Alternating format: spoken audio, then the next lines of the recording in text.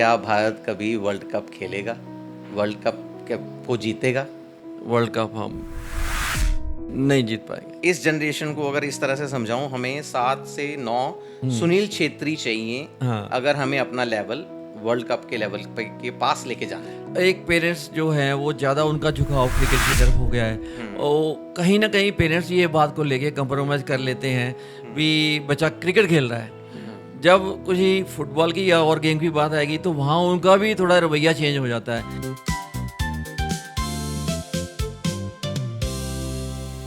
हरजिंदर भाजी नमस्ते, सत श्री अकाल। Thank you very much for joining the third chair.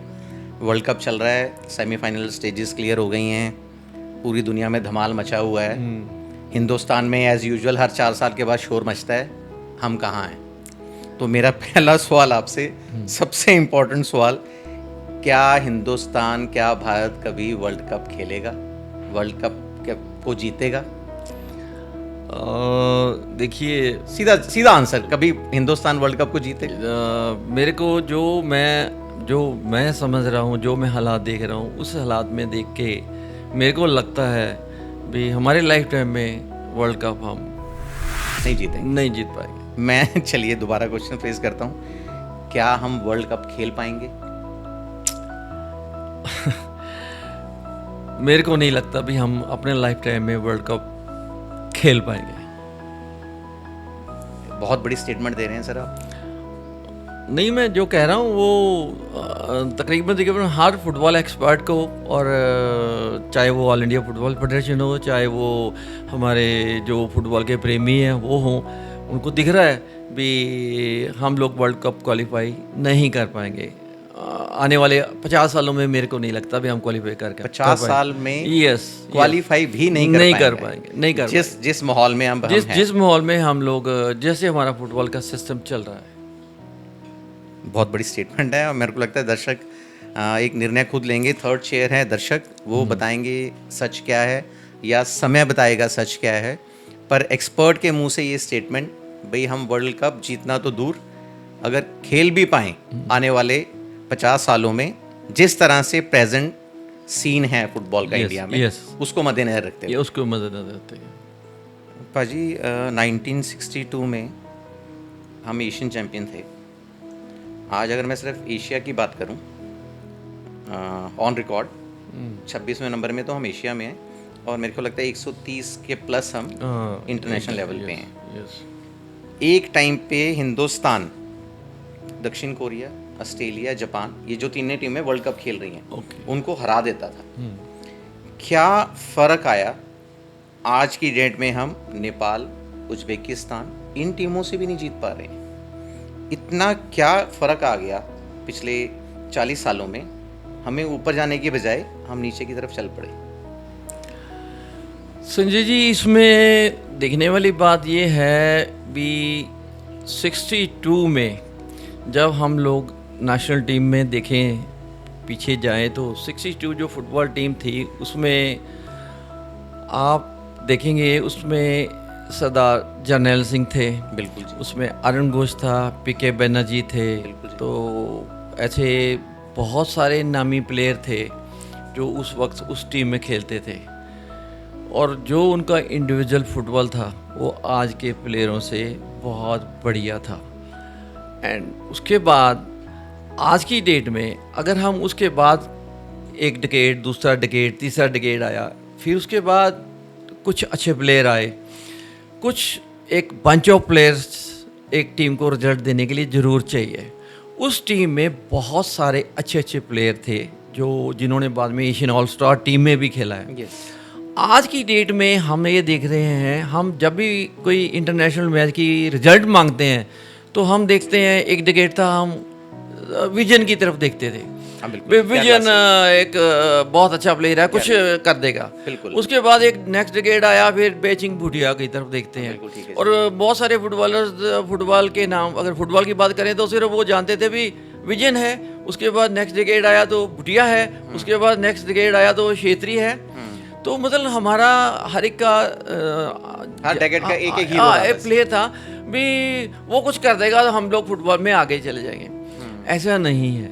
आपको एक इंटरनेशनल मैच को जीतने के लिए, एक वहाँ पे कंसिस्टेंसी दिखाने के लिए, एक रिजल्ट को मेंटेन करने के लिए आपको एक टीम में, नेशनल टीम में 8 से 10 प्लेयर एक लेवल के चाहिए जो वहाँ पे रिजल्ट ला सके।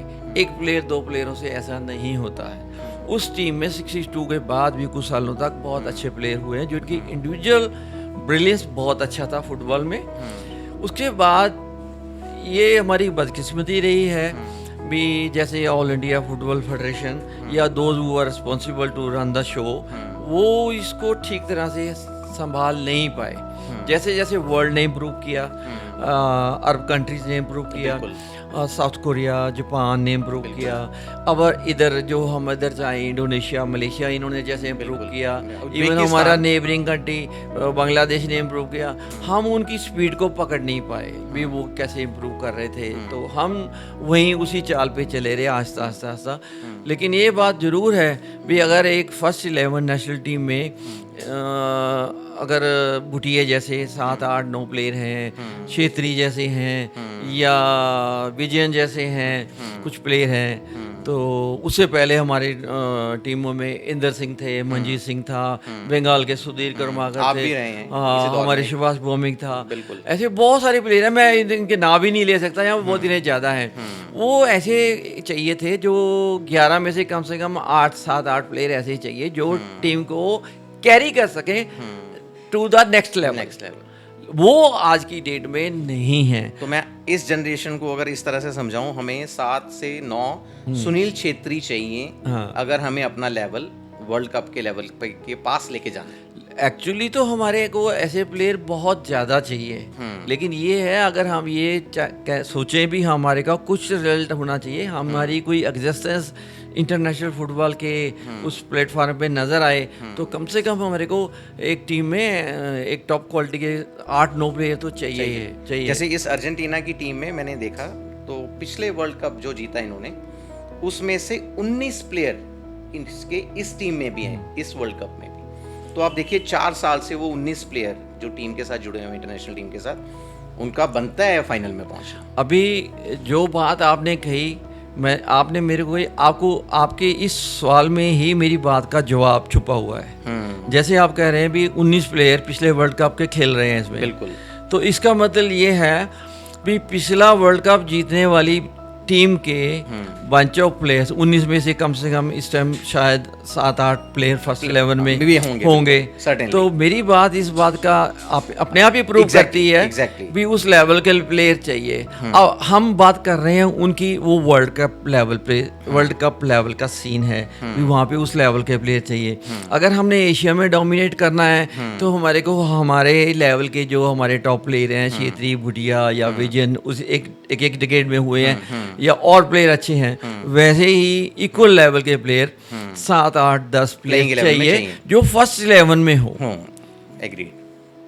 तो ये बड़ा अच्छा आपका, मैं देख रहा हूँ, अगर लॉजिकली कोई भी जो दर्शक देख रहे हैं अगर इस बात को समझने की कोशिश करें तो लॉजिक है, इसके बगैर हमारी गाड़ी आगे की तरफ नहीं बढ़ेगी। हम जितना मर्जी किसी प्लेटफॉर्म पर बैठ के बातें कर लें, एक्सपर्ट बातें कर लें भी, आने वाले वर्ल्ड कप में या प्री वर्ल्ड कप में हम लोग ये कर देंगे, वो कर देंगे, ये पिछले 2-3 डिकेड से ये डिस्कशनें इतनी हो गई, अब ये बोर लगती है।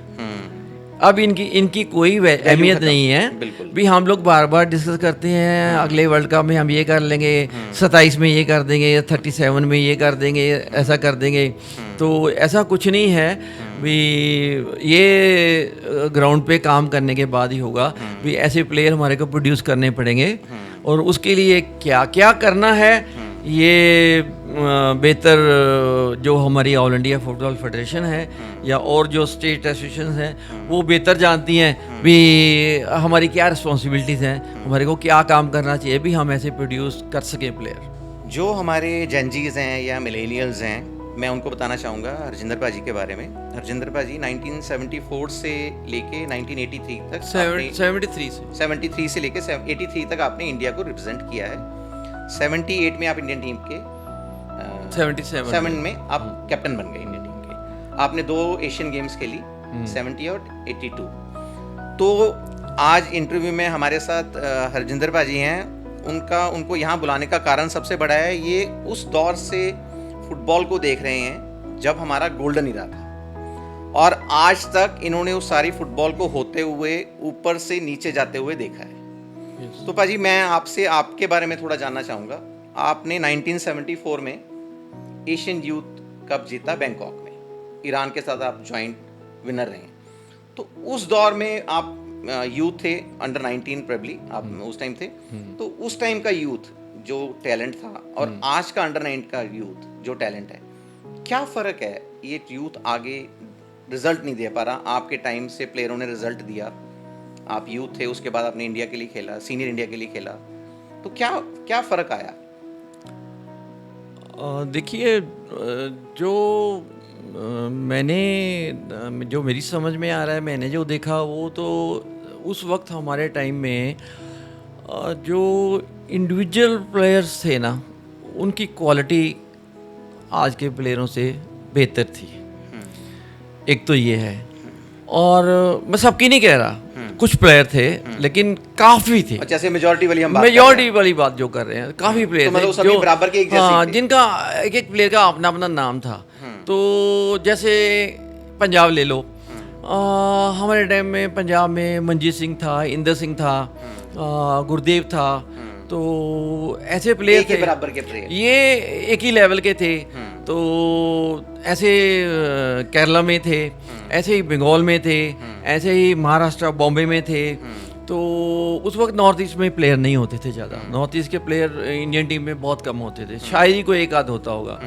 तो मतलब हर स्टेट में कुछ बंच प्लेयरों का था जो बहुत आउटस्टैंडिंग थे। तो अगर ज़्यादा प्लेयर खेल रहे हैं, ज़्यादा क्वालिटी प्लेयर हैं, तो एक नेशनल टीम बनाने में इजी हो जाता है। तो जैसे जैसे टाइम आगे चलता गया, तो ऐसे ऐसे ही ना ये जो कमी है ना, सारी स्टेटों में होनी शुरू हो गई।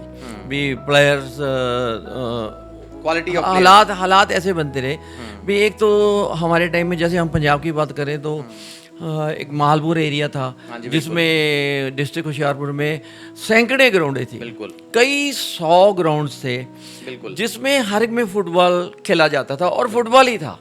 No cricket, no other game, कुछ नहीं था। ये होशियारपुर डिस्ट्रिक्ट में इतनी ग्राउंडें थे, नर्सरी ऑफ फुटबॉल। हाँ, नर्सरी ऑफ फुटबॉल। अगर 700-800 ग्राउंडें हैं वहाँ पे उस डिस्ट्रिक्ट होशियारपुर में, तो इसका मतलब शाम को ग्राउंड है तो वहाँ डेफिनेटली 25-30 प्लेयर तो आते होंगे। तो थाउजेंड्स प्लेयर वहाँ पे शाम को रोज ग्राउंड में जाते थे। तो उनका सेंटर था माहलपुर। तो इसका मतलब ये था भी वो इस एरिया में फिर नेचुरली जहाँ पे इतना काम होता है, इतने बच्चे खेलते हैं, तो एक क्वालिटी प्लेयर्स वहाँ से प्रोड्यूस होंगे ही होंगे। बहुत ज़्यादा शौक था। और ऐसे ही दूसरी स्टेटों में थे। तो वो आपको एक सिलेक्शन करने के लिए एक आसानी हो जाती थी भी। हमारे पास इतना ज़्यादा एक मतलब प्लेयर्स का एक लॉट है, जिसमें से अच्छे प्लेयर ज़्यादा क्वालिटी के आपको बहुत मिल जाते थे, और कंपटीशन वाज बहुत हाई था। अभी हम लोग देखते हैं आर्मी की टीमें होती थी, डिफेंस की बहुत सारी टीमें थी, तो बैंक्स की थी, उनमें भी प्लेयर इतने अच्छे होते थे भी। उनके साथ जो हमारे टॉप प्लेयर खेलते थे, तो वो कभी कभी वो भी मतलब बराबर की टक्कर देते थे। सर्विसेज थी, उसमें सर्विस की अलहदा टीम आती थी जो उसमें संतोष ट्रॉफी में। तो मतलब ये था कंपटीशन बहुत टफ था।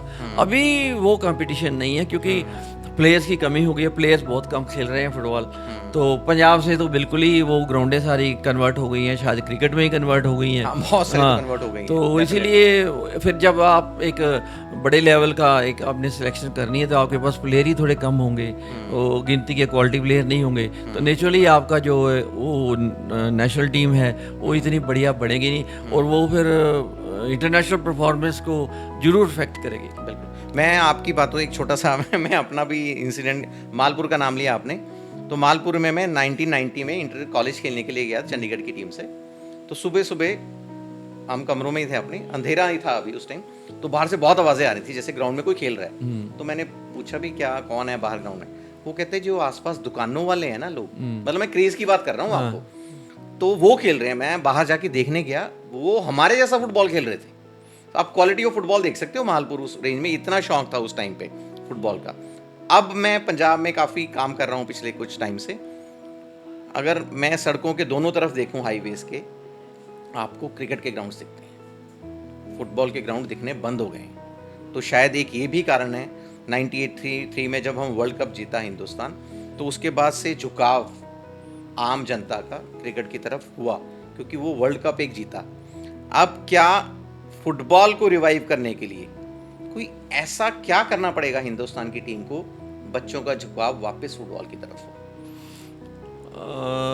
संजय जी, ये तो एक बहुत ही पेचीदा सा सवाल है आपका, मुश्किल है जिसका जवाब देना भी, क्या क्या किया जाए। क्योंकि इसमें सबसे बड़ी बात ये है भी, अगर किसी बच्चे ने फुटबॉल खेलना है तो उसने उस लेवल पे जाना है, तो तभी पॉसिबल है जब वो ग्राउंड में आएगा। बिल्कुल। तो आज की डेट में सबसे बड़ी मुश्किल यही हो गई है भी बच्चों को घर से ग्राउंड तक लेके आना, भी वो फुटबॉल की ग्राउंड में जाएं और फुटबॉल खेलें। ये बहुत बड़ा चैलेंज हो गया है। बिल्कुल सही बात है। क्योंकि पेरेंट्स का बहुत प्रेशर है, पढ़ाई करनी है, ये है वो है, तो एक पेरेंट्स जो है वो ज़्यादा उनका झुकाव क्रिकेट की तरफ हो गया है। और कहीं ना कहीं पेरेंट्स ये बात को लेके कंप्रोमाइज़ कर लेते हैं भी बच्चा क्रिकेट खेल रहा है, जब कुछ फुटबॉल की या और गेम की बात आएगी तो वहाँ उनका भी थोड़ा रवैया चेंज हो जाता है। भी वो क्रिकेट के लिए तो कभी हम ही भर देंगे, लेकिन इस गेम के लिए शायद हम ही नहीं भरेंगे, क्योंकि उनको क्रिकेट के बारे में एक चीज़ पता है भी, अगर बच्चा ये स्टार बन गया तो बहुत बढ़िया लाइफ है, बहुत सब कुछ है, बहुत पैसा है, बहुत पैसा नाम है, इज्जत नाम है। तो बाकी गेमों के बारे में उनको या नॉलेज ही नहीं है, या उनको लगेगा भी इसमें तो शायद कैरियर बनेगा या नहीं बनेगा। लेकिन मैं आपको ये बात बता दूं भी, चाहे वो क्रिकेट हो, चाहे वो फुटबॉल हो, चाहे कोई दूसरा गेम हो, स्पोर्ट्स में जो सक्सेस रेट है वो बहुत कम है। आप पढ़ाई करते हैं, आप इंजीनियर बन जाओगे, आपको 1 लाख की नौकरी नहीं मिलेगी तो आपको 40-50 हज़ार की मिल जाएगी, लेकिन आप कहोगे भी हम मैं डॉक्टर या इंजीनियर बन गया। लेकिन फुटबॉल में ऐसा है, अगर आपने अपने 15 साल 20 साल फुटबॉल में लगा भी दिए तो देयर इज़ नो गारंटी भी आप टॉप क्वालिटी के प्रोफेशनल, टॉप क्वालिटी के आप प्लेयर बन जाओगे। वो आपको जब आप 15-16 साल के 17 साल के हो गए, तब आप वो सिम्टम्स शो करोगे भी आप किस तरफ जा रहे हो, भी शायद अभी आप अच्छा एक प्रोफेशनल प्लेयर बन जाओगे या नहीं बनोगे। तो शुरू तो फुटबॉल आपको 8-10 साल 7-8 साल 9 साल में करना ही पड़ेगा, तो 10-15 साल के बाद आपको ये एक कुछ सबूत मिलने शुरू होंगे भी आप उस लेवल तक फुटबॉल खेल सकते हो। तो ये बहुत मुश्किल है इसके लिए फिर ये है, या तो आपको पैशन इतना हो भी, आपके पेरेंट्स को भी हो, आपको भी आपको सब चीज़ें मैंने कुर्बान करनी है, जो मर्जी हो मैंने खेलना ही है। तो मैं आपको ये बात बता दूं आपको भी, जो आपने सवाल किया इसके लिए भी, जो पेरेंट्स, मेरा ये मतलब कहना है भी, जो पेरेंट्स जिनके पास फाइनेंशियली दे आर गुड, अच्छे हैं, वो अपने बच्चों को स्पोर्ट्स में जरूर डालें। क्योंकि उनके लिए एक बच्चे को डॉक्टर बनाना या इंजीनियर बनाना कोई ज़्यादा उनकी ज़रूरत नहीं है, ज़रूरत नहीं है। उनके पास पैसा है, तो उनको चाहिए भी बच्चे को भी ठीक है, तो चाहे क्रिकेट खेल चाहे फुटबॉल खेल, स्पोर्ट्स में जा और इसमें एक्सेल कर। तो अगर पेरेंट्स ये सोचें, और क्योंकि ये मैं इसलिए कह रहा हूँ क्योंकि जो फुटबॉल में मोस्टली गरीब घरों के बच्चे हैं, उनको बचपन में डाइट भी अच्छी नहीं मिलती, उनको वो क्वालिटी फूड नहीं मिलता जो उनको ज़रूरी है। तो जो पेरेंट्स के पास पैसा है, उनके पास वो अपने बच्चों को अच्छी डाइट भी खिला सकते हैं, तो उनको आगे की फ्यूचर की बच्चे की कोई नौकरी की चिंता भी नहीं है। तो उनको डेफिनेटली चाहिए बच्चों, जा बच्चे तू फ्री होके खेल, स्पोर्ट्स कर, और उस पैशन से कर, गिव यू बेस्ट शॉट, हाँ गिव यू बेस्ट, तो कुर्बान कर दे अपने आप को फुटबॉल पे या किसी भी गेम पे, जो तेरा दिल करता है। लेकिन प्लेयर बन तू, स्पोर्ट्समैन बन, किसी भी गेम में खेल तू, चले जा यहाँ पे खेल ग्राउंडों में। मेरा मानना है आप ये बहुत अच्छा रोड मैप दे रहे हैं पेरेंट्स के लिए, जिनके पास रिसोर्सेज हैं, पैसा है, करियर को लेके कोई डाउट नहीं है, प्रॉब्लम नहीं है, they can give their kids a chance and opportunity to at least try their best in sports. उसके बाद भी उनके पास ऑप्शंस तो हैं, पैसे का तो इशू है ही नहीं। वही मैं कह रहा हूँ ना, क्योंकि देखिए अब क्या हुआ है, अब ऐसा हो गया है भी पेरेंट्स को ना ज़्यादा और भी फिक्र करने की ज़रूरत नहीं है। क्योंकि पहले ही ऐसा था भी बच्चे सुबह 4 बजे जैसे मैं बात करूं पुराने प्लेयरों की, मनजीत सिंह था, गुरदेव था, इंद्र था, ये लोग वो हैं जिन्होंने आधी आधी रात को रात में वो मून की लाइट में भी ट्रेनिंग की है, प्रैक्टिस की है, मेहनत की है, क्योंकि पहले एकेडमीज नहीं होती थी। बिल्कुल जी। और लोग अपनी इंडिविजुअल करते थे, लेकिन वो इंडिविजुअल जब करते थे ना, तो उनका जो पैशन का लेवल था ना गेम के लिए, वो इतना ज़्यादा था भी वो कई बैरियर तोड़ के आगे निकल जाते थे बिल्कुल अपनी गेम में। वो ऐसे काम कर लेते थे जो मतलब आज की डेट में कोच कई साल लगते हैं उसको समझाने के लिए, तो आपने फुटबॉल में ऐसा करना है, वो अपने अंदर से निकाल लेते थे बिल्कुल पुराने प्लेयर। बिल्कुल। तो अभी तो अकेडमीज आ गई हैं और अकेडमीज में एक बड़ा ऑर्गेनाइज तरीके से उनको मैनेज करते हैं, अच्छे कोचेज होते हैं, अच्छा फूड होता है, तो इसलिए पेरेंट्स के लिए और इजी है भी, वो एक बच्चों को अच्छी लाइफ भी एक्सपेरिमेंट कर सकते हैं। एक्सपेरिमेंट कर सकते हैं। उनका बच्चा कहीं मतलब जिसको हम पंजाबी में कहते हैं भी रुल गया, रुलेगा नहीं। हरजिंदर पाजी, एक ना बड़ा आजकल हमारी पॉपुलेशन ना बहुत मशहूर है, मतलब बहुत सारे पैरामीटर्स पे उसको चेक किया जाता है। फुटबॉल को भी पॉपुलेशन के साथ जोड़ा जा रहा है। हम 140 करोड़ हैं, तो बहुत सारे क्रिटिक्स, बहुत सारे लोग जो प्यार करते हैं, जो चाहते हैं हमारी फुटबॉल आगे जाए, उनका मानना है 140 करोड़ में से क्या हम 20-22 प्लेयर ऐसे नहीं पैदा कर पा रहे हैं जो वर्ल्ड कप में हमें लेके जाएं। जबकि अभी आपने देखा होगा वर्ल्ड में केप वर्डे करके एक टीम आई, 5.5 लाख की पॉपुलेशन है सिर्फ उनकी, वो वर्ल्ड कप खेले और उन्होंने अर्जेंटीना को मतलब नाको चने चबा दिए। आई थिंक तो क्या पॉपुलेशन का कोई लिंक है इस चीज़ के साथ? देखिए, ऐसा मेरे मानने से, मेरे हिसाब से तो ऐसा कुछ नहीं है भी। पॉपुलेशन अगर हमारी ज़्यादा तो हमारी टीम को भी एक उस लेवल का होना बहुत ज़रूरी है। ये तो क्वालिटी की बात है, क्वालिटी की बात है।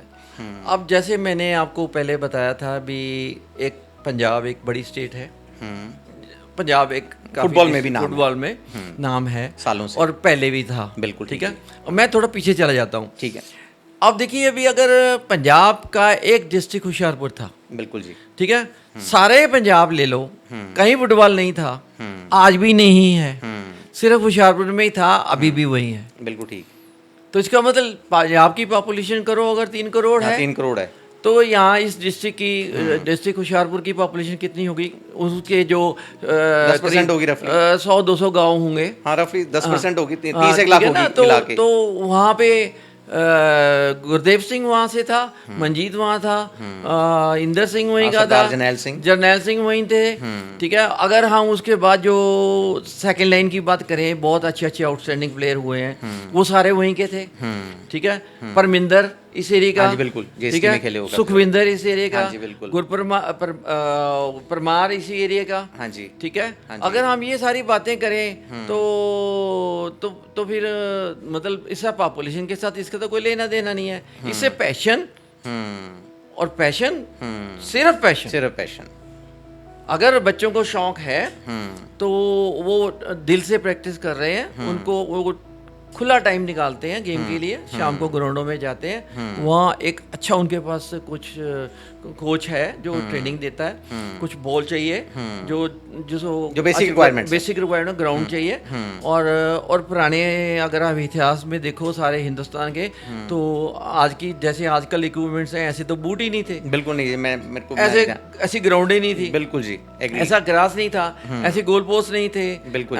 तो इतने फैसिलिटीज तो बहुत ज्यादा हो गई हैं, अभी फैसिलिटीज तो बहुत ज्यादा हो गई, बिल्कुल। लेकिन क्या कमी हो गई?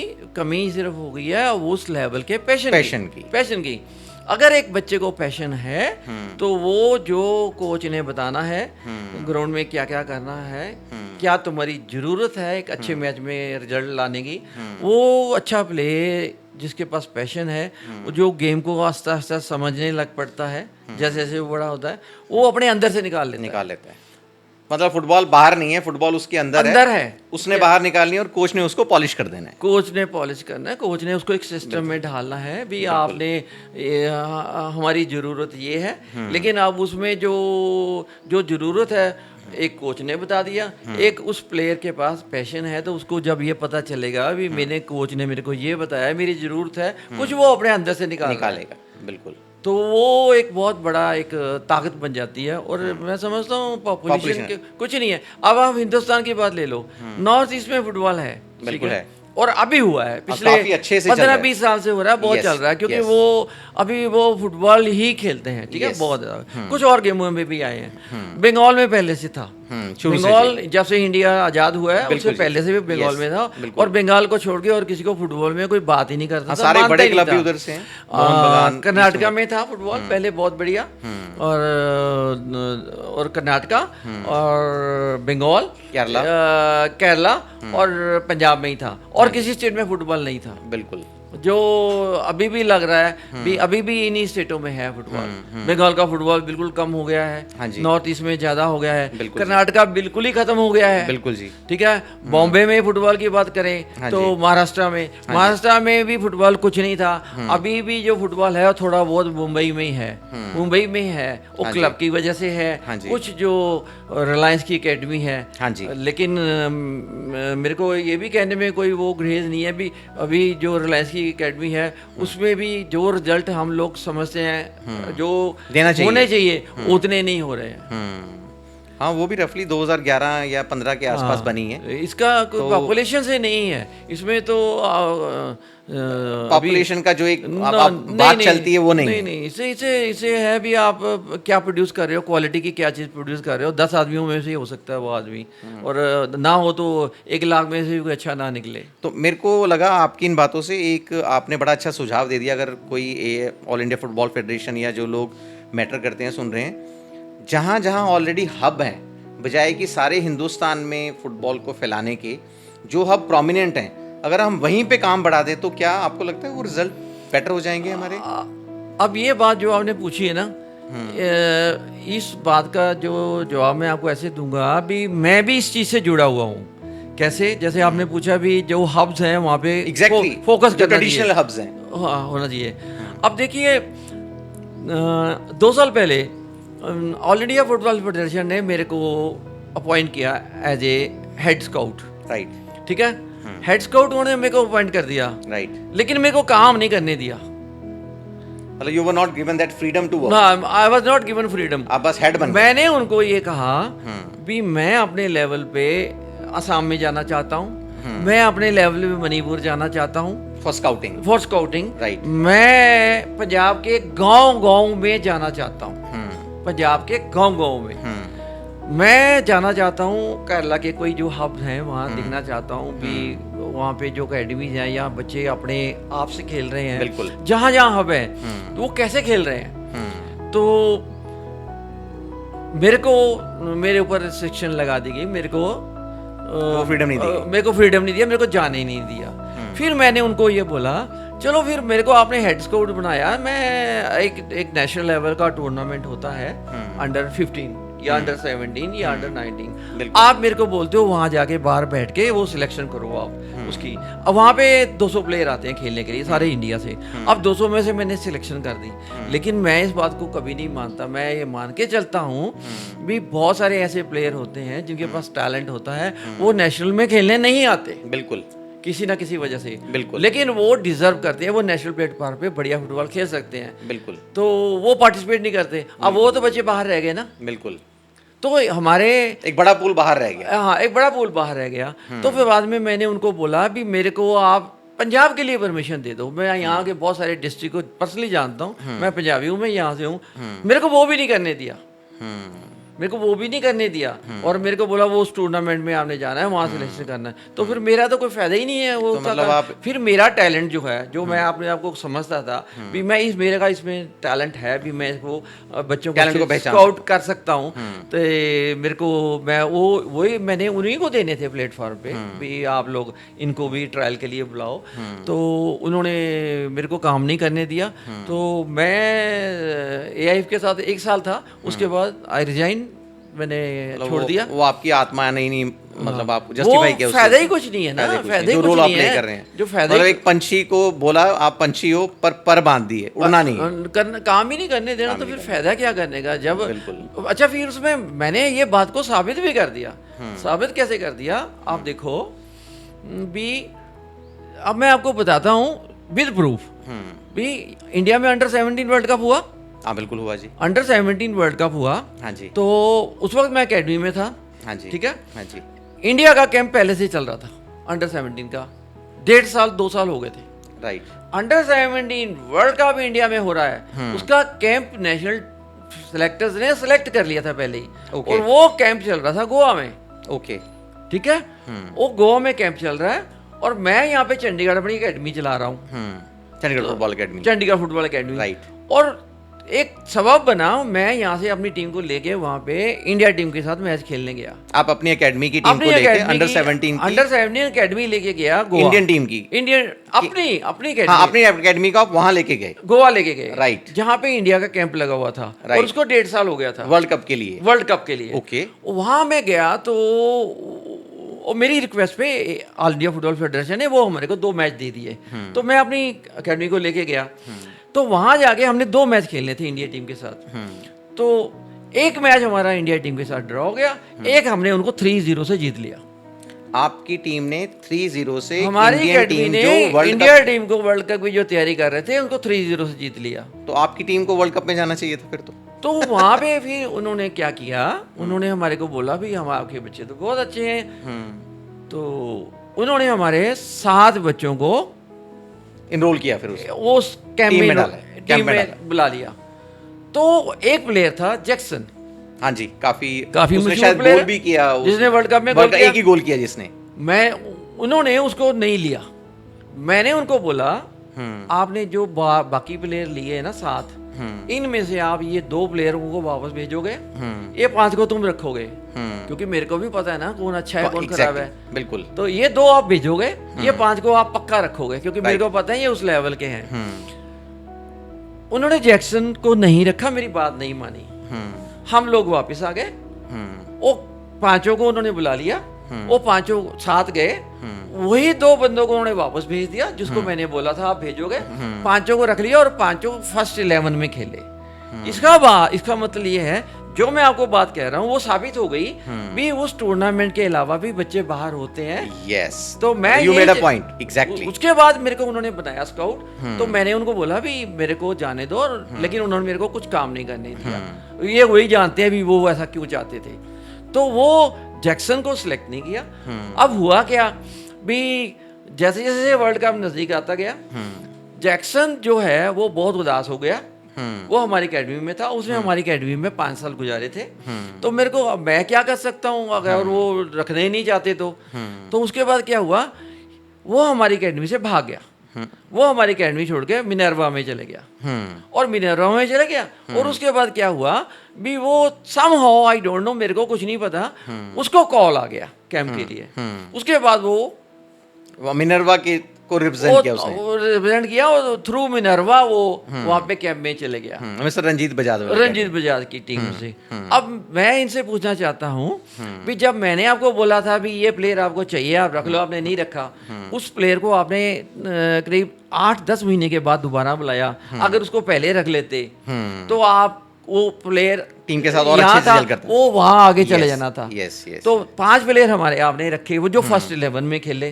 और मेरे पास लिस्ट है और रिकॉर्ड पे है वो 5 प्लेयर कौन थे। वो आजकल कयाम भी उसमें था। ये लोग वो हमारा गोलकीपर जो आजकल ईस्ट बंगाल में खेल रहा है, स्टालिन था। तो ये सारे थे, ये जो 5 बच्चे थे। तो उसके बाद वो वर्ल्ड कप में खेले। तो मतलब मैं कह रहा हूँ, जो मैंने पहले आपको बात की भी मैं वहाँ जाना चाहता, इन्होंने उनको जाने नहीं दिया। तो आपने ही मेरे को पूछा भी इंडिया वर्ल्ड कप खेलेगा, तो मैंने आपको लगे इन हालात में तो वर्ल्ड कप हम 50 साल नहीं खेल सकते। बड़ा वैलिड आपका आंसर है। मतलब मैं क्या बोलूँ इस पे, आप एक्सपर्ट हैं, आपने पूरा दौर देखा है 60 से लेके आज तक का। अच्छा, जो दर्शक ये देख रहे हैं, मैं बार बार पाजी वर्ड यूज़ कर रहा हूँ, तो उनको मैं बता दूँ, बड़े भाई को पंजाबी में पाजी बोलते हैं। सो तो ये मेरे बड़ी भाई जैसे हैं, तो मैं बार बार यही शब्द यूज़ कर रहा हूँ। भाजी मेरा ना एक क्वेश्चन है, मैं अपने ISL शुरू हुई आई थिंक 1996 ਦੇ ਵਿੱਚ, ਉਹਨੂੰ ਫਿਰ ਕੁਝ ਚੱਲੀ ਕੁਝ ਰੁਕੀ, ਫਿਰ ਉਹਨੂੰ ਦੁਬਾਰਾ 2007 ਦੇ ਵਿੱਚ ਆਈ ਲੀਗ ਬਣਾ ਕੇ ਪ੍ਰੈਜ਼ੈਂਟ ਕੀਤਾ ਆਲ ਇੰਡੀਆ ਫੁੱਟਬਾਲ ਫੈਡਰੇਸ਼ਨ ਨੇ। ਉਹ ਵੀ ਥੋੜੀ ਚੱਲੀ ਥੋੜੀ ਨਹੀਂ ਚੱਲੀ, ਫਿਰ ਫਾਈਨਲੀ 2014 ਦੇ ਵਿੱਚ ISL ਆ ਗਈ। 2007 ਦੇ ਵਿੱਚ ਕ੍ਰਿਕਟ ਦੀ IPL ਆਈ, 2014 ਵਿੱਚ ਫੁੱਟਬਾਲ ਦੀ ISL ਆਈ। IPL ਆਸਮਾਨ ਤੇ ਪਹੁੰਚ ਗਈ। ISL ਦੇ ਬਾਰੇ ਤੁਹਾਡੇ ਕੀ ਵਿਚਾਰ ਹੈ? What do you have to tell about this ISL thing? How do you rate it? Has it benefited Indian football? या it has benefited the players only? किसको फ़ायदा हुआ? देखिए, ये जो ISL का इनका मेन मकसद यही था भी हमारा इंडियन फुटबॉल का स्टैंडर्ड रेज हो। यस, बाहर से प्लेयर आएंगे। बाहर से प्लेयर आएंगे। यस, तो उसमें फंडिंग की या जो स्पॉन्सरशिप की थी वो तो सारा जो है वो सब AF ही उसके बेटर जवाब दे सकते हैं भी वो उनकी क्या क्या प्रॉब्लम रही है। Right. लेकिन जहाँ तक फुटबॉल स्टैंडर्ड को रेज करने की बात है वो मैं as a footballer as a expert as a footballer मैं बात कर सकता हूँ उसके बारे में। बिल्कुल बिल्कुल। वो ये है भी मकसद तो यही था भी हम इंडियन फुटबॉल को स्टैंडर्ड को रेज करें ऊपर लेके जाएं ताकि हम इंटरनेशनल फील्ड में अपना फुटबॉल कुछ अच्छा प्रदर्शन कर सकें। बिल्कुल। लेकिन अगर मैं पिछले 10-12 साल का सारा इतिहास देखूं तो उसमें स्वाय इसके भी बहुत थोड़ा सा इंडियन प्लेयर्स कंफर्टेबल हुए हैं विद फॉरेन प्लेयर्स। थोड़ा सा कंफर्टेबल हुए हैं। कंफर्टेबल जैसे हम कैसे? कंफर्टेबल मीन्स भी इनके ऊपर जो एक प्रेशर होता था ना, जैसे हमारे टाइम में देखिए, हमारे टाइम में अगर हम किसी यूरोपियन प्लेयर की कोई बात करें तो हमारे को ये ग्राउंड से पहले ही होता था उस वक्त इंडियन प्लेयर्स के माइंड में भी ये तो जो ये किसी दूसरी दुनिया से आए हैं प्लेयर। ओके। भी ये तो कुछ हमारे से वैसे ही बहुत अच्छे हैं। ओके। ये मतलब ये हमारे एशिया में इंडिया में खेलने के लिए नहीं बने, ये तो उधर ही खेलते हैं। मतलब वर्ल्ड कप खेलने फार सुपीरियर है। हाँ, फार सुपीरियर है, ये है वो है सारा ऐसा एक मानना था सब इंडियन आपके टाइम में। हमारे टाइम में एक मतलब बना हुआ था सारा ये, क्योंकि इंडिया कभी यूरोप में गई नहीं। ठीक है, कितने सारे डिकेड तो वो एशियन कंट्रीज में खेलते थे और एशियन कंट्री में कभी कभी मुलाकात हो जाती थी तो कोई क्लब आ जाती थी एशियन टूर्नामेंट में, जैसे तो मडेका में ब्राजील आ गई और वहाँ पे हम लोग प्रेसिडेंट कप सियोल खेलने जाते थे तो वहाँ हॉलैंड से टीम आ गई। तो ऐसा लगता था अभी ये बहुत सुपीरियर है और मतलब क्योंकि मतलब ये माना जाता था। तो लेकिन जब ये ISL शुरू हुई तो फॉरेन प्लेयर आने शुरू हुए। बिल्कुल। तो उसमें एक चीज़ मैंने देखी है भी जो इंडियन प्लेयर है ना वो थोड़े से कंफर्टेबल हुए हैं उनके साथ खेल के भी। इनको थोड़ा सा जो कॉम्प्लेक्स था ना पहले भी ये इनके साथ हम नहीं खेल सकते, बहुत बड़ा गैप है, वो थोड़ा कम हुआ है। ओके। एक ये एडवांटेज आप देख रहे हैं? ये थोड़ा सा एडवांटेज हुआ है। लेकिन वो भी इतना नहीं एडवांटेज हुआ भी हमारा फुटबॉल एक सर्टेन लेवल पे बहुत ऊपर चला गया।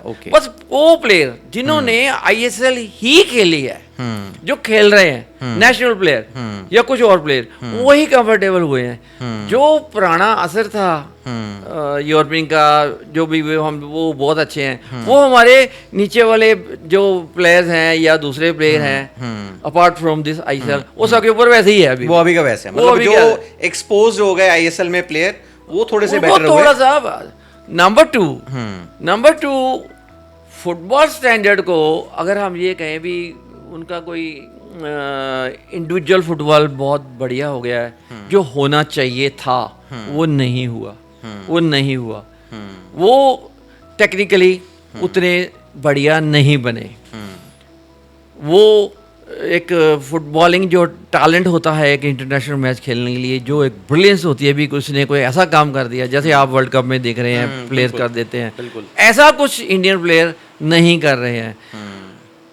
क्योंकि ये देखने में आया है सारी ISL में भी जो सारे कोचेस फॉरेनर हैं, किसी भी इंडियन प्लेयर को मेजर रोल नहीं दिया जाता ISL में। अच्छा, जो जितने बाहर से प्लेयर आ रहे हैं फॉरेन उन्हीं को दिया जाता है मेजर रोल। स्ट्राइकर है, सेंट्रल डिफेंडर है, मिडफील्ड में है, वो उन्हीं के प्लेयर हैं। प्राइम पोस्ट हैं, प्राइम जो रिस्पॉन्सिबिलिटी उन्हीं को दी जा रही है, हमारे मोस्टली सपोर्ट ही कर रहे हैं। कभी कुछ प्लेयर खेलने की कोशिश करते हैं लेकिन उनको उतनी फ्रीडम नहीं है। अपार्ट फ्रॉम कुछ होंगे कुछ प्लेयर दो तो चार। ये फिर आईएएसएल एक तरह की कमर्शियल एक्टिविटी ज़्यादा है। वो देखिए फिर उसमें ऐसा है भी उसमें एक जो और एडवांटेज वाली बात बता दूं, उसमें एडवांटेज ये हुआ है भी पैसे मिल रहे हैं प्लेयरों को Yes, अच्छे, yes. जो मिलने भी चाहिए। बिल्कुल मिलने चाहिए। क्योंकि पैसे के कोई यार बहुत बड़ी पुल है वो। हाँ वो Yes. क्योंकि प्लेयर को पैसा चाहिए ही बिल्कुल चाहिए, ठीक no है। doubt. इसमें कई लोग कह देते हैं भी उस कंट्री के प्लेयरों को पैसा कम मिल रहा है, उस कंट्री के प्लेयरों को हमारे से वो बेटर फुटबॉल खेलते हैं। ये बात नहीं है, हम इसको डिस्कस ना करें, क्योंकि अगर किसी को 2 करोड़ मिल रहा है, 1.5 करोड़ मिल रहा है या 2.5 करोड़ मिल रहा है, फॉरेन प्लेयर जो है वो इससे ज़्यादा भी ले रहे बिल्कुल ले हैं, रहे कोच भी ज़्यादा ले रहे हैं, तो वो इशू नहीं आना पर चाहिए। हमारे प्लेयरों का जो वैल्यू है, मार्केट वैल्यू मनी वाइज, वो बढ़ गई वो है। बढ़ गई है, उससे उनकी जो क्वालिटी लाइफ है वो इम्प्रूव हो गई है। Right. वो उनको अच्छा खाना मिलना शुरू हो गया, वो Right. घर बना सकते हैं, Right. वो एक कार अफोर्ड कर सकते हैं, Right. वो उनकी जो लाइफ का जो Standard ब्याज वो स्टैंडर्ड है वो थोड़ा रेज हो गया, Right. वो बहुत जरूरी है। राइट। ठीक है, तो वो इम्प्रूव हुआ है। लेकिन अगर हम ये कहें भी एक टोटल फुटबॉल भी हमारा इम्प्रूव हुआ है, वो मेरे को लगता है उतना इम्प्रूव नहीं हुआ जितना ये चीज़ें इम्प्रूव हुई है। ओके, जो मेन चीज है फुटबॉल की, वो इम्प्रूव नहीं हुई, वो इम्प्रूव नहीं हुआ, बाकी चीजें क्योंकि वो पैराफर्नीलिया वो इम्प्रूव। मैं ही नहीं कह रहा, वो रिजल्ट बता रहे हैं। Right right. तो पाजी आपने बहुत साल अगर जो दर्शक देख रहे हैं, पाजी चंडीगढ़ फुटबॉल एकेडमी के हेड कोच रहे हैं रफली जब से वो शुरू हुई, इंसेप्शन से लेके 2020-21 तक। हाँ जी। 20-21 साल जब तक मैं रहा हूँ। यस। तो एज अ प्लेयर हमने आपके बारे में जान लिया, as a coach, as a mentor, मेरे पास जो जानकारी है आपके पास से 60-70 बच्चे इन सालों में अलग अलग लेवल पे भारतीय टीम को उन बच्चों ने रिप्रेजेंट किया है।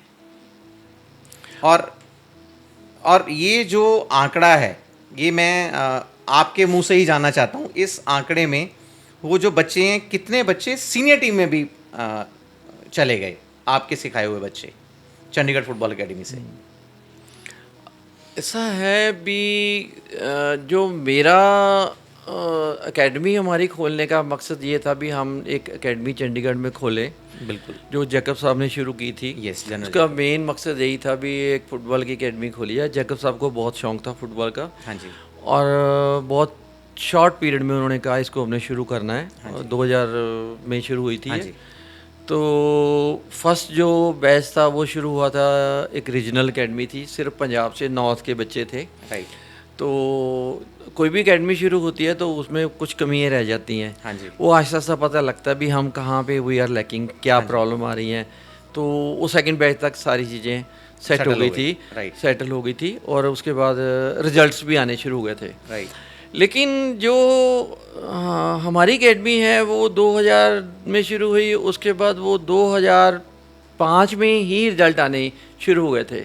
वो जो बच्चे थे फर्स्ट बैच के, उसी में से हमारे 7 बच्चे अंडर 14 इंडियन टीम को नेशनल टीम को रिप्रेजेंट किया था। 7 बच्चों ने। Right. उस वक्त वो जो फर्स्ट टूर था उनका, वो गए थे इंटरनेशनल मैच खेलने के लिए, वो था नेपाल में। Right. वो था जैसे हमारे अभी अंडर 14 एक जो फेडरेशन ने शुरू किया टूर्नामेंट, उसका AFC भी कराती थी, एशियन फुटबॉल कॉन्फ्रेंस, वो भी करवाते थे। Right. अंडर 14 फेस्टिवल होता था। राइट। वो अभी भी हो रहा है। तो उसमें हमारी इंडिया की टीम ने पार्टिसिपेट किया था। वो नेपाल जाना था। तो उसमें हमारे 7 बच्चे थे।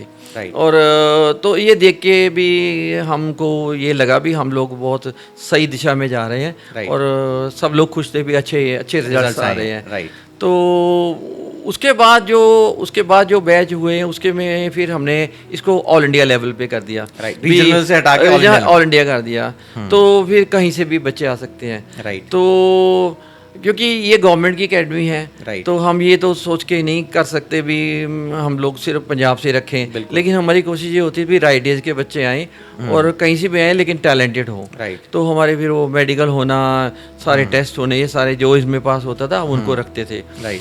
तो जितने भी बैच अभी तक मेरे टाइम में, जब मैंने 19-20 में छोड़ी एकेडमी, करीब 4-5 बैच पास आउट करके निकले हैं। Right. हमारा 7 साल का टेन्योर होता है, तो 2 साल के बाद नया बैच शुरू हो जाता था। ठीक है जी। तो उसमें से हर बैच में से 5-6 प्लेयर इंटरनेशनल हुए हैं। राइट। तो वो अंडर 15 के हुए, अंडर 14 के खेले, अंडर 15 एज ग्रुप में खेले, अंडर 17 में खेले, अंडर 19 में खेले, सीनियर में भी गए हैं। तो एट प्रेजेंट ISL में करीब 11-12 लड़के हैं हमारे जो टोटल अभी तक जो आईएसएल खेल में रहे हैं। जो अभी आईएसएल में खेल रहे हैं। राइट। तो अब ऐसा है ना, अगर जो बैच 2007 में या 11 में पास आउट होकर निकला, वो भी अब मैच्योर्ड हो रहे हैं, उनकी भी एज हो गई है। वो उन्होंने कुछ साल पहले खेला आईएसएल, उसके बाद जो उसके बाद के बैच वाले थे वो कुछ नहीं खेला, उसके बाद जो अभी यंग हैं वो खेल रहे हैं। लेकिन एट प्रेजेंट ऐसा है भी जो मेरे को लगता है कि 10 से 12 लड़के आईएसएल में अभी भी खेल रहे हैं, डिफरेंट इंडिया के क्लब्स में खेल रहे हैं। मेरा अगला सवाल इसी से जुड़ा हुआ है। आपने भी ग्रास रूट के ऊपर काम किया, आपने इतने सालों में इतने सारे बच्चे तैयार किए जो खेले देश के लिए। इतना बड़ा हिंदुस्तान है हमारा, एक एकेडमी से 5 बच्चे हिंदुस्तान की 20 की टीम में 22 की टीम में जा रहे हैं। बाकी हिंदुस्तान में ग्रास रूट पे क्या काम किया ऑल इंडिया फुटबॉल फेडरेशन ने? देखिए क्या कमियां रह गई? जहाँ तक मेरी समझ आ रही है भी ऑल इंडिया फुटबॉल फेडरेशन ने कुछ शायद अपनी तरफ से कोई ज़्यादा एकेडमी नहीं खोली है, उनकी एकेडमीज नहीं है इतना ज़्यादा। उन्होंने ग्रास रूट पे वो ग्रास रूट पे एक बात करने वाली है भी ग्रास रूट सारी दुनिया बोलती है, एक्सपर्ट्स बोलते हैं what is grass root basically? What is grass root, मतलब ग्रास रूट पे काम करना है। ग्रास रूट, अब ग्रास रूट पे काम करने के लिए देखिए ग्रास रूट मतलब ये है भी आप बच्चों पे काम करना है, फुटबॉल छोटे बच्चों को पकड़ना है। अब छोटे बच्चों को पकड़ना है, उनको ट्रेनिंग क्या करवानी है क्या नहीं करवाना, ये सारा ग्रास रूट में आता है। ग्रास रूट में कंपटीशन करवाना है, वीकली कितने मैच होना चाहिए, उनके ऊपर कितना प्रेशर डालना है, कितना सारा, ये सारा कुछ एक सिस्टम में आता है। ठीक है। अब ये जरूर हुआ है कुछ प्राइवेट एकेडमीज जो है उन्होंने ग्रास रूट का केवल नाम देके बहुत सारी एकेडमी खोली है हिंदुस्तान में, वो कई स्टेट्स में चल रही हैं। लेकिन देखने वाली बात ये है भी ये ग्रास रूट की जो एकेडमीज हैं ये एक फुटबॉल को प्रमोट करने वाला काम कम हो रहा है, एक बिजनेस ज़्यादा हो रहा है सारे हिंदुस्तान में। और एक बिजनेस मॉडल डेवलप हो गया, बिजनेस चल रहा है जहाँ पे आप पेमेंट करते हो, आपको कोचिंग मिलती है, उसके बाद आप प्लेयर बनो ना या ना बनो वो आपकी किस्मत है। तो अगर आप कुछ नहीं बनते 2-4 साल में, आप जाओ, आपकी जगह नया प्लेयर आ जाएगा। मतलब एक स्कूल की तरह है, यहाँ आप 2-4 साल गुजारो, पूरा किया और आप बाहर। हाँ बिल्कुल। सीरियस फुटबॉल वाली एकेडमीज इतनी ज़्यादा नहीं है। जैसे रिलायंस वाले भी आई थिंक इस फील्ड में, रिलायंस वालों ने भी पिछले 10-12 साल से कर रहे हैं। yes. लेकिन मैं समझता हूँ भी ये जो अकेडमीज है इसमें कमी है सीरियसनेस की, जो बहुत सीरियसनेस चाहिए रिजल्ट प्रोड्यूस करने के लिए, क्वालिटी कोचिंग चाहिए, उनका ये फूड को मैनेज करना, उनको कंपटीशन में लेके जाना, और इसमें वो खर्चा भी बहुत आता है। और ये नहीं करने से आप अच्छे प्लेयर डेवलप नहीं कर सकते। पर जब हम खर्चे की बात करते हैं, आपकी एकेडमी सरकारी थी, सरकार उसको फंड कर रही थी, बड़े लिमिटेड रिसोर्सेज थे, बहुत सारी रिस्ट्रिक्शंस थी। अब रिलायंस जैसा ग्रुप जिसके पास पैसे की कमी नहीं है, किसी तरह की कोई रिस्ट्रिक्शन नहीं है, दुनिया भर के वो बेस्ट कोचेस को, फिजियोथेरेपिस्ट को, बाकी स्टाफ को हायर कर सकते हैं, और किया भी है उन्होंने, फिर भी रिजल्ट बहुत ज़्यादा नहीं आ रहे हैं। मैंने कुछ डाटा चेक किया तो पिछले कुछ सालों में उनका एक प्लेयर ही सीनियर टीम के लिए खेला इंडिया के लिए। अब मैं फैक्चुअली इसको चेक करना चाहूँगा, पर जो मेरे पास इन्फॉर्मेशन है। देखिए मैं एक बात आपको बता दूं, और मैं इस प्लेटफॉर्म पे बैठ के ये बात कह रहा हूँ, हो सकता है कुछ लोगों को मेरी ये बात पसंद ना आए। मैं ये बात कह रहा हूँ कि जो प्लेयर फुटबॉल जिसने एक सर्टन लेवल का नहीं खेला, जिसने एक क्वालिटी फुटबॉल नहीं खेला, वो दूसरे कोचों से जो फुटबॉल बिल्कुल नहीं खेला, हर हाल में एक बेटर क्वालिटी का कोच होगा। अगर किसी ने फुटबॉल बहुत अच्छा नहीं खेला, हो सकता है भी वो कुछ अच्छी कोचिंग दे दे, लेकिन जो प्लेयर ने अपनी लाइफ में बहुत अच्छा फुटबॉल खेला हो, क्वालिटी का फुटबॉल खेला हो, वो दूसरे से बेहतर ही साबित होगा एज ए कोच। वो बेहतर होगा। उसके पास वो गुण है। हाँ, उसके पास वो गुण है।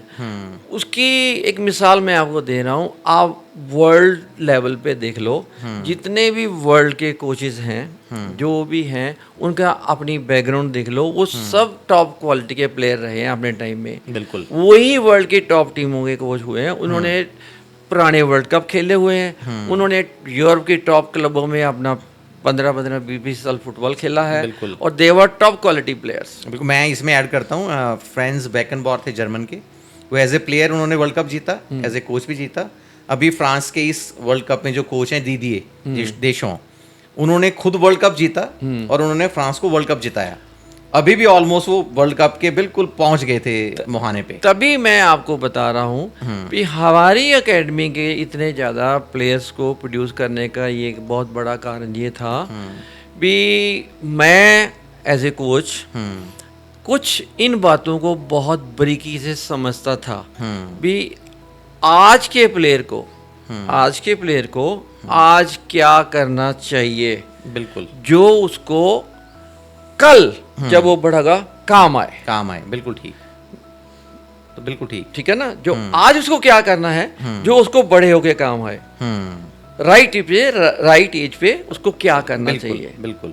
तो मेरा जो फोकस था छोटे बच्चों के साथ डील करने का, ट्रेनिंग का, वो तकरीबन रहा है उसकी टेक्निकल एबिलिटी को हाईएस्ट लेवल तक लेके जाना, जिसमें मेरे को बहुत कामयाबी मिली। ओके। और उसका सबूत भी है भी जो रिकॉर्ड्स बोलते हैं अंडर 15-17 में इंडिया टीम में हर बैच के अगर 5-6-7 प्लेयर उसमें इंडियन टीम में प्लेइंग में आ रहे हैं, तो वहाँ से कोचेस का मेरे को फ़ोन भी आ रहा है, उनके कोच का भी, जो चंडीगढ़ फुटबॉल अकेडमी से प्लेयर आते हैं, उनकी जो टेक्निकल एबिलिटी है, बेसिक्स हैं, वो इंडिया में सबसे ज़्यादा बच्चों से बेहतर है। जो फिर मैं उन बच्चों को पूछता भी था भी वहाँ आप इंडिया कैंप में आपने ज़्यादा, आपके पास कोचेस जो थे, आपको किस चीज़ पे ज़्यादा फोकस करते थे। जब वो आते थे मैं पूछता था, तो मेरे को बताते थे भी उनके कोचेस हमारे से बहुत खुश हैं और जो हम यहाँ अकेडमी में करते हैं वो ज़्यादा काम वही करवाते हैं। अल्टीमेटली वही बात आके ख़त्म होती है भी एक अच्छा प्लेयर जानता सारी चीजें और वो वही बच्चों को सिखाता। आपके पास जो है आप वही दोगे आगे। वो जो आपके पास है आप वही दोगे। Exactly. तो इसीलिए अगर आपने एक अच्छा टीचर के पास ट्यूशन रखनी है तो डेफिनेटली आप कोशिश करोगे भी मैं अच्छे टीचर के पास अपने बच्चे की ट्यूशन रखूं, जो अच्छा भी हो और उसको अच्छी चीज़ें गाइड करे। तो ये हर प्रोफेशन में लागू होती हैं, चाहे वो डॉक्टर के पास हो, चाहे वो टीचर हो, चाहे वो स्पोर्ट्स का वो फुटबॉल हो। बिल्कुल ठीक पाजी। पाजी एक ना बड़ा इंपॉर्टेंट क्वेश्चन रह गया। हमने सारी बातें डिस्कस कर ली, ग्रास रूट लेवल कहाँ प्रॉब्लम्स हैं। अब एक हमें रास्ता आपने अगर दिखाना हो, जो भी लोग हमारा ये प्रोग्राम देख रहे हैं, चाहे वो ऑल इंडिया फुटबॉल फेडरेशन में, अगर किसी कंट्री के मॉडल को हमें फॉलो करना है और हमें वर्ल्ड कप में आगे बढ़ना है, तो एक ऐसी कंट्री किसी का नाम आप लेना चाहोगे? देखो, किसी ਦਾ ਮਾਡਲ ਨੂੰ ਅਡਾਪਟ ਕਰਨ ਤੋਂ ਪਹਿਲਾਂ ਸਾਨੂੰ ਇਹ ਵੀ ਸਮਝ ਲੈਣਾ ਚਾਹੀਦਾ ਹੈ ਵੀ ਅਸੀਂ ਉਹਨੂੰ ਚੰਗੀ ਤਰ੍ਹਾਂ ਫੋਲੋ ਕਰ ਸਕੀਏ, ਉਹਦੇ ਮਾਡਲ ਨੂੰ ਸਮਝ ਸਕੀਏ। ਤੇ ਅਸੀਂ ਏਸ਼ੀਆ 'ਚ ਹਾਂ।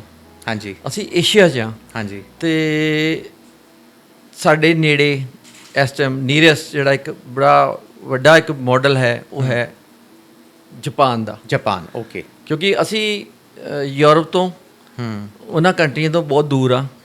ਉਹਨਾਂ ਨਾਲ ਸਾਡਾ ਇੰਟਰਨੈਸ਼ਨਲ ਫੁੱਟਬਾਲ 'ਚ ਵੀ ਬਹੁਤਾ ਜ਼ਿਆਦਾ ਵਾਸਤਾ ਨਹੀਂ ਪੈਂਦਾ।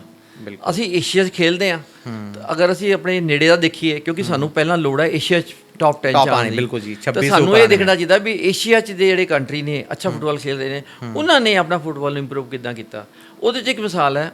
ਸੋ ਆਪ ਇਹ ਕहेंगे ਜਾਪਾਨ ਕੋ ਮਾਡਲ ਕੋ ਹमें ਫੋਲੋ ਕਰ ਲੈਣਾ, ਉਹ ਸਾਨੂੰ ਫੋਲੋ ਕਰਨਾ ਚਾਹੀਦਾ। ਔਰ ਇਹਦੀ ਮਿਸਾਲ ਬਹੁਤ ਸਾਰੇ ਲੋਕ ਐਕਸਪਰਟਸ ਕਿਤੇ ਕਿਤੇ ਦਿੰਦੇ ਵੀ ਨੇ। नहीं, एज एन एक्सपर्ट आप भी एक्सपर्ट हैं, आप मैं वही कह रहा हूं, करियर रहा है, ਉਹਨੂੰ ਫੋਲੋ ਕਰਨਾ तो Japan is the country which we shall follow, या वी शुड फॉलो। चलो ठीक है भाई। अब ना मेरे पास एक सेक्शन है रैपिड फायर।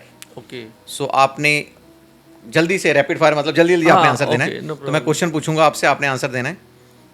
तो स्टार्ट करें जी? रेडी? यस, बिल्कुल। ठीक है जी। पेले या मैराडोना? मैराडोना। मैराडोना या रोनाल्डो? मैराडोना। मैराडोना या मेसी? मेसी। ओके, मेसी बहुत लोगों का फेवरेट प्लेयर बन गया है। आज की डेट का वर्ल्ड में सबसे खतरनाक स्ट्राइकर? म्बाप्पे। ओके। दुनिया का सबसे बड़ा फुटबॉल क्लब जिसको आप कहते हैं रियल में बड़ा है? बार्सिलोना। ओके। गोल्डन क्वेश्चन, 2026 का वर्ल्ड कप कौन जीतेगा? Most probably Spain. मतलब अर्जेंटीना और स्पेन में आपकी, मेसी उधर है अर्जेंटीना में, फिर भी आप स्पेन कह रहे हैं? Spain. Okay. Golden boot? I think Messi. Okay. VAR आया अभी, वरदान है या अभिशाप? ज़्यादा तो बता नहीं कह सकते। ओके। भारत 2038-42 कौन सा वर्ल्ड कप खेलेगा? दोनों में कोई नहीं। एक शब्द में भारतीय फुटबॉल?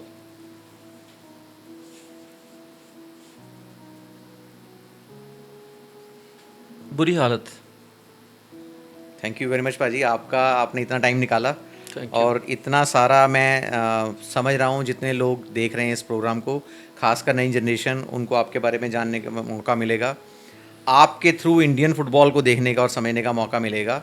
मैं इसलिए भी ये कहना चाह रहा हूँ क्योंकि 1962 में हम एशिया के किंग थे और 2026 में आते आते हम चौराहे पे आ गए हैं फुटबॉल में। आपका जितना योगदान फुटबॉल को रहा है और आपकी अब की गाइडेंस, आई होप लोग सुन रहे हैं, देखने वाले जो एक्शन लेना चाहते हैं वो एक्शन लेंगे और भारतीय फुटबॉल दोबारा से उस शिखर पे आएगा। धन्यवाद पाजी, thank you very much. Thank you.